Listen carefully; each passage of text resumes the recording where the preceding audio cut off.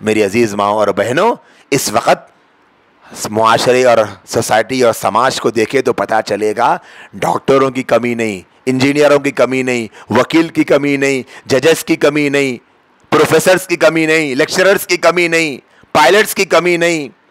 हर शोबे में वाफिर मिकदार में अफराद पैदा हो रहे हैं। अगर आज कमी है तो इंसानियत की कमी है। वो इंसानियत मदरसे में सिखाई जा रही। ऐसे डॉक्टर का क्या फायदा जो लाखों करोड़ों रुपया लगाकर डॉक्टर तो बन गया, लेकिन नजर आ रहा है कि एक पेशेंट हॉस्पिटल को लाया गया, अगर 10 मिनट में इसका इलाज शुरू कर दिया जाए तो 1 लाख रुपया खर्चा आ सकता है, और अगर आधे घंटे के बाद इलाज शुरू किया जाए तो 10 लाख का खर्चा आएगा। तो क्या फायदा है ऐसे डॉक्टर का समाज को मैं कह रहा हूं, डॉक्टर को नहीं, समाज को क्या फायदा है जो बजाय 1 लाख रुपये के फायदे को छोड़कर 10 लाख का फायदा हासिल करे। भले सामने एक आदमी तड़प रहा है, तड़पने दो, क्या फायदा है ऐसे डॉक्टर का।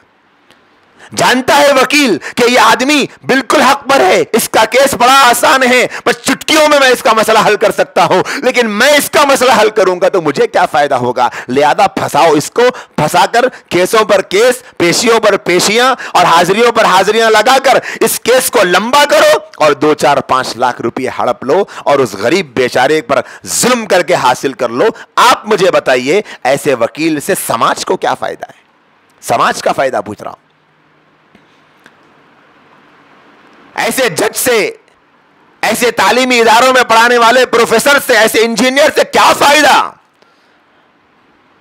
जो घर बनाकर बेचता है तो सस्ती चीजें इस्तेमाल करता है, सस्ता मटेरियल इस्तेमाल करता है कि हमको क्या करना है, हमको तो बहरहाल बनाना है, बेच देना है। अब आगे वाला जाने वो टूट तो भी जाए, तलख तो भी जाए, खराब तो भी हो जाए, हमें मोटी रकम मिल जाए तो बस काफी है। भले 2, 4 साल, 5 साल, 10 साल के बाद में आगे वाले का नुकसान हो जाए। आप मुझे बताइए क्या समाज को ऐसे इंजीनियर से कोई फायदा है। डॉक्टर भी चाहिए हमको, इंजीनियर भी चाहिए हमको, वकील भी चाहिए, जज भी चाहिए। हर शोबे में आज हमको जरूरत है काबिल इंसानों की, लेकिन वो इंसान हो इंसानियत वाले, इंसानियत भी हो।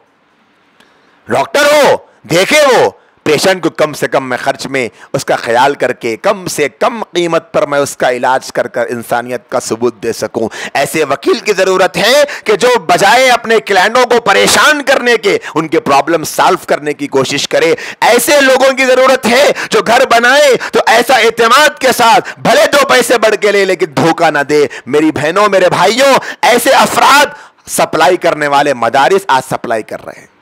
आज हमारे समाज में, आज हमारी सोसाइटी में, आज हमारे मुआशरे में ऐसे अफराद मदारिस सप्लाई कर रहे हैं।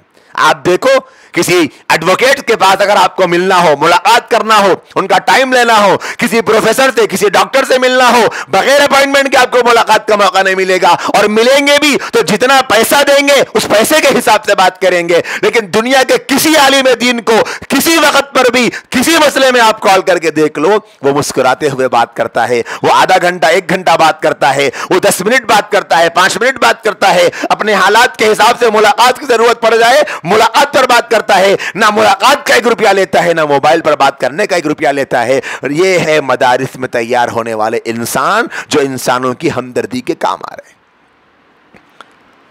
आज आप देखो कहीं पर भी अगर कोई हालात आ जाते हैं, फसाद हो जाता है, कुदरती आफत आ जाती है, सबसे पहले आपको इंसानियत की खिदमत के लिए खड़े होने वाले टोपी, कुर्ता, पजामा, दाढ़ी रखने वाले मदरसे के नजर आते हैं। ये क्या है? ये हमदर्दी कौन सिखा रहा? मदारिस सिखा रहे। इंसानियत को हमदर्दी की जरूरत है, लूटने की जरूरत नहीं। इंसानियत को इंसानियत की जरूरत है, लूटमार की जरूरत नहीं। इंसानों को प्यार और मोहब्बत की जरूरत है, पैसे में रिश्तों को तोलने की जरूरत नहीं। और यह सब कुछ आज मदरसों में सिखाया जा रहा है। इसीलिए मेरी अजीज माओ और बहनों, आज के इन हालात में मदारिस की जरूरत, मकातिब की जरूरत पहले से कई ज्यादा बढ़ चुकी। अल्लाह तबारक व तआला ने कुरान मजीद की जो आयत करीमा पढ़ी गई थी उसमें यह इरशाद फरमाया, वमा कानल मुमिनूना लियनफिरू काफ़ा, और ये कुछ जरूरी ना था कि अहले ईमान सारे के सारे ही निकल खड़े होते। फलौला नफर मिन कुल्लि फिरक़तिन मिनहुम ताइफ़तुन लियतफ़क़्क़हू फ़िद्दीन, मगर ऐसा क्यों ना हुआ कि उनकी आबादी के हर हिस्से में से कुछ लोग निकल कर आते और दीन की समझ पैदा करते और वापस जाकर अपने इलाके के बाशिंदों को ख़बरदार करते। इज़ा रजऊ इलैहिम लअल्लहुम यहज़रून, ताकि वलियुंज़िर कौमहुम इज़ा रजऊ इलैहिम लअल्लहुम यहज़रून, ताकि वह गैर इस्लामी रविश से परहेज़ करते। कुरान मजीद की इस सूरह तौबा की आयत नंबर 122 की तफसीर में इमाम कुर्तुबी रहमतुल्लाह अलैह ने फरमाया, ये आयत तलब इल्म की असल और बुनियाद है।